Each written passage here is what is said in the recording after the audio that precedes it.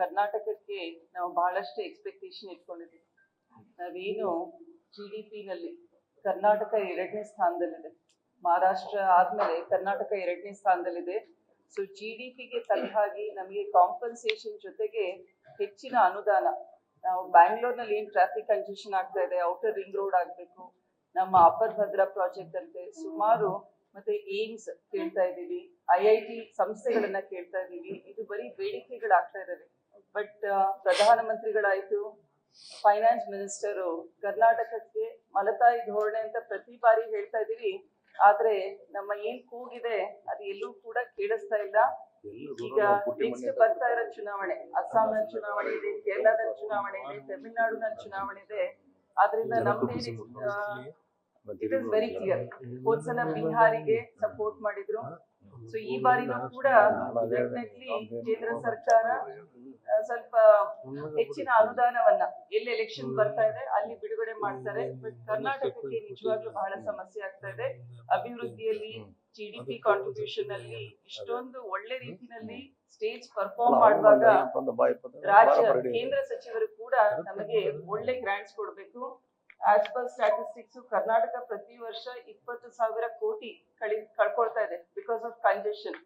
Cities ನಲ್ಲಿ mobility ಕಷ್ಟ ಆಗ್ತಾ ಇದೆ ಅಂದ್ರೆ ಇವನ್ ಇಂಟರ್ನ್ಯಾಷನಲ್ ಮಟ್ಟದಲ್ಲೂ ಮಾತಾಡ್ತಾ ಇದ್ದಾರೆ. ಸೊ ಆದ್ರಿಂದ ಕೇಂದ್ರ ಸಚಿವರು ಇದನ್ನ ಅರ್ಥ ಮಾಡ್ಕೋಬೇಕು. ನಾವೇನ್ ಹೇಳ್ತಾ ಇದೀವಿ, ವಿಶ್ವದಲ್ಲೇ we should be the 3rd largest economy, 5th largest economy ಅಂತ ಹೇಳ್ತೀವಿ. But when states are performing well, ಅವ್ರನ್ನ ಫೈನಾನ್ಷಿಯಲಿ ಸಪೋರ್ಟ್ ಮಾಡ್ಬೇಕಾಗಿರೋದು ಕೇಂದ್ರದ ಜವಾಬ್ದಾರಿ ಆಗುತ್ತೆ. ಅದ್ರ ಜೊತೆಗೆ MSME ಸೆಕ್ಟರ್, ಮೊನ್ನೆ ತಾನೇ ಹೇಳಿದ್ರು ನಮ್ಮ ಏನು ಫೈನಾನ್ಸ್ ಮಿನಿಸ್ಟರು MSME ಬಗ್ಗೆ, ಆಮೇಲೆ ಸ್ಟಾರ್ಟ್ಅಪ್ಸ್ ಬಗ್ಗೆ. ಈಗ ಕೇಂದ್ರದಲ್ಲಿ 11ನೇ ವರ್ಷ ಇದೆ ಕೇಂದ್ರ ಸರ್ಕಾರ, 11 or 12 years ಇಷ್ಟೊಂದು ಜಾಬ್ಸ್ ಕ್ರಿಯೇಟ್ ಮಾಡಿದೀವಿ ಅಂತ ಇದ್ದಾರೆ. ಬಟ್ MSME ಸೆಕ್ಟರ್ ನಲ್ಲಿ ಈಗಲೂ ಕೂಡ 40% ಅಷ್ಟು ಜಾಬ್ ಕ್ರಿಯೇಟ್ ಮಾಡಬೇಕಾಗಿದೆ. ಆಮೇಲೆ ಎಜುಕೇಟೆಡ್ ಅನ್ಎಂಪ್ಲಾಯ್ಡ್ ಯೂತ್ ಸಂಖ್ಯೆ, ಅದ್ರ ಬಗ್ಗೆ ಏನ್ ಮಾಡ್ತಾ ಇದೆ ಕೇಂದ್ರ ಸರ್ಕಾರ ಅಂತ ಪ್ರತಿ ಬಾರಿ ಬರೀ ಸ್ಕಿಲ್ ಡೆವಲಪ್ಮೆಂಟ್ ಪ್ರೋಗ್ರಾಮ್ಸ್ ಮಾಡ್ತಾ ಇದ್ದಾರೆ. ಬಟ್ ಈ ಸ್ಕಿಲ್ ಡೆವಲಪ್ಮೆಂಟ್ ಪ್ರೋಗ್ರಾಮ್ಸ್ ಇಂದ ಎಷ್ಟು ಜಾಬ್ಸ್ ಕ್ರಿಯೇಟ್ ಆಗ್ತಾ ಇದೆ at the Tier 2, Tier 3 cities ಅನ್ನೋದು ನಮ್ಮ ಕ್ವೆಶನ್. ಮತ್ತೆ ಇನ್ನೊಂದು, ನಾವೆಲ್ಲ ದೇಶಾದ್ಯಂತ ಮನ್ರೇಗಾ ಯೋಜನೆನ ನೀವು ವಾಪಸ್ ಜಾರಿಗೆ ಮಾಡಬೇಕು ಅಂತ ಕಾಂಗ್ರೆಸ್ ಸರ್ಕಾರ ದೇಶಾದ್ಯಂತ ಪ್ರತಿಭಟನೆ ಮಾಡ್ತಾರೆ. ಸ್ಟೇಟ್ ಮಟ್ಟದಲ್ಲಿ, ಡಿಸ್ಟ್ರಿಕ್ಟ್ ಮಟ್ಟದಲ್ಲಿ, ಮತ್ತೆ ತಾಲೂಕು ಹಳ್ಳಿಗಳಲ್ಲಿ. ನಿನ್ನೆ ನಾವು ಅರ್ಸಾಪುರ ಗ್ರಾಮದಲ್ಲೂ ಕೂಡ ಕಾಲ್ನಡಿಗೆ ಮೂಲಕ ಪ್ರತಿಭಟನೆ ಮಾಡಿದ್ದೀವಿ. BBG ರಾಮ್ಜಿ ಯೋಜನೆ, ಅದರಲ್ಲಿರುವಂತಹ ಏನು ಉದ್ದೇಶಗಳು, ಕೇಂದ್ರದ ಉದ್ದೇಶ ನಾವೆಲ್ಲರೂ ಹೇಳ್ತಾ ಇದ್ದೀವಿ. ಏನ್ 90-10 ಮನ್ರೇಗಾದಲ್ಲಿತ್ತು, ಅದು ಈಗ 60-40 ಅಂತ ಮಾಡ್ಲಿಕ್ಕೆ ಹೋಗ್ತಾ ಇದ್ದಾರೆ. ಮತ್ತೆ ಗ್ರಾಮಗಳ ಮಟ್ಟದಲ್ಲಿ ಏನು ಪಂಚಾಯತ್ ರಾಜ್ನ ಸ್ವರಾಜ್ಯ ಓನ್ ಡಿಸಿಷನ್ ಮೇಕಿಂಗ್ ಇತ್ತು, ಅದನ್ನ ಚೇಂಜ್ ಮಾಡ್ಬಿಟ್ಟು ದೆಹಲಿಯಿಂದ ಆದೇಶ ಬರುತ್ತೆ. ದೆಹಲಿಯಲ್ಲಿ ಕೂತ್ಕೊಂಡಿರೋರು ನಮ್ಮ ರಾಜ್ಯದಲ್ಲಿರುವಂತಹ ಅಭಿವೃದ್ಧಿ ಕಾಮಗಾರಿಗಳನ್ನ ಅವ್ರು ಡಿಸೈಡ್ ಮಾಡೋರಿದ್ದಾರೆ. ಜೊತೆಗೆ ಸುಮಾರು 60 ದಿನ ಅನ್ಸುತ್ತೆ ರೂರಲ್ ಸೆಕ್ಟರ್ ನಲ್ಲಿ ಯಾವಾಗ ಅಗ್ರಿಕಲ್ಚರ್ ವರ್ಕ್ ಪೀಕ್ ನಲ್ಲಿ ಇರುತ್ತೆ, ಕಟಾವ್ ಮಾಡೋದು ಅಥವಾ ನಾವೇನು ಬಿತ್ತನೆ ಮಾಡೋ ಸೀಸನ್ ಅಲ್ಲಿ ಅವರಿಗೆ ವರ್ಕ್ ಕೊಡೋ ಹಾಗಿಲ್ಲ ಅಂತ ಇದ್ದಾರೆ.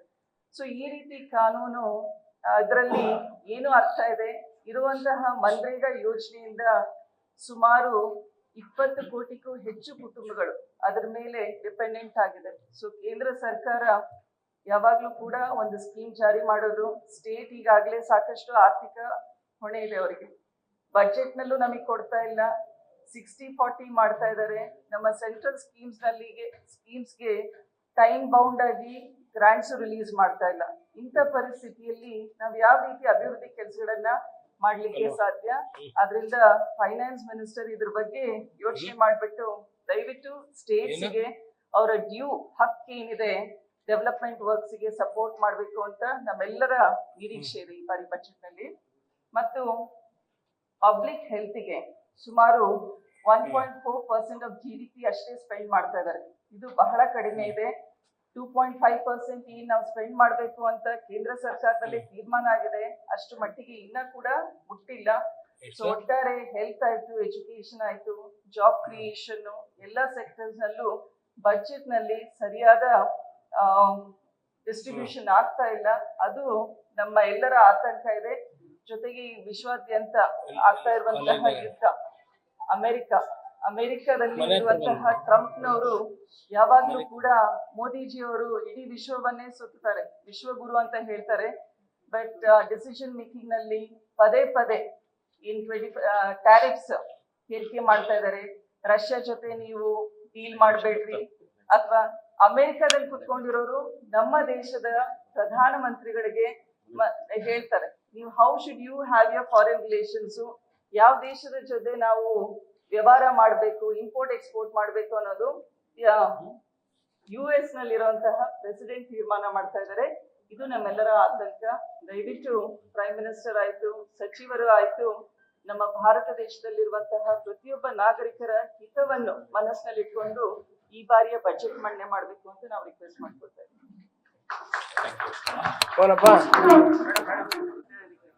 ಇನ್ಕ್ಲೂಡಿಂಗ್ ಸುಧಾ ಮೂರ್ತಿ ಅವರ ಓನ್ ಪಾರ್ಟಿನವರು ಹೇಳಿದ್ದಾರೆ, ನಾವೆಲ್ಲ from our committee, health committee meetings ಮನವಿ ಮಾಡ್ಕೊಟ್ಟಿದ್ದೀವಿ. ಮಹಾರಾಷ್ಟ್ರ ಇಂಪೋಸ್ ಮಾಡಿದೆ, ಸ್ಟೇಟ್ ವೈಸ್ ತಮಿಳುನಾಡು ಇಂಪೋಸ್ ಮಾಡಿದೆ. ಆಮೇಲೆ ಇದ್ರದ್ದು ಐತಲ್ಲ ಈ ಚಾರ್ಜಸ್, ಅವು ಏನಾರ ನನಗೆ ಹೇಳು. ನಾನು ಲಾಸ್ಟ್ ಟೈಮ್ ಒಂದ್ 2-3 1 lakh ಸಮಥಿಂಗ್ ಐತಲ್ಲ ಇದು ಇಂಜೆಕ್ಷನ್, ಅದು ಕಮ್ಮಿನಲ್ಲಿ ಕೊಡ್ಸಿದ್ದೆ ನೋಡು, ಕ್ಯಾನ್ಸರ್ದು. ಅದು ಇಲ್ಲ ಅದು ಪ್ರೈವೇಟ್ ನಲ್ಲಿ ಬಹಳ ಜಾಸ್ತಿ ಐತಿ. ಆಮೇಲೆ ಅವರು ಮೆಡಿಸಿನ್ ತಗೊಂಬರ್ರಿ ಅಂತಾರಂತೆ, ಅದು 1 lakh ಸಮಥಿಂಗ್ ಏನೋ ಬೀಳ್ತೈತಿ. ಅದೈತ್ ನೋಡಿ, ನಾನು ಲಾಸ್ಟ್ ಟೈಮ್ ಇವ್ರನ್ನ ಕರ್ಸಿದ್ದೆಪ್ಪ, ನಮ್ಮ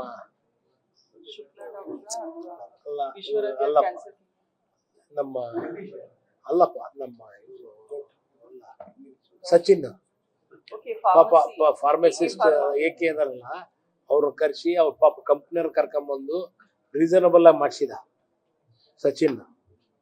ಅವ್ ಇದ್ರೆ ಹೇಳು, ನಾ ಮಾಡಿಸ್ಕೊಡ್ತೀನಿ, ಹೇಳು.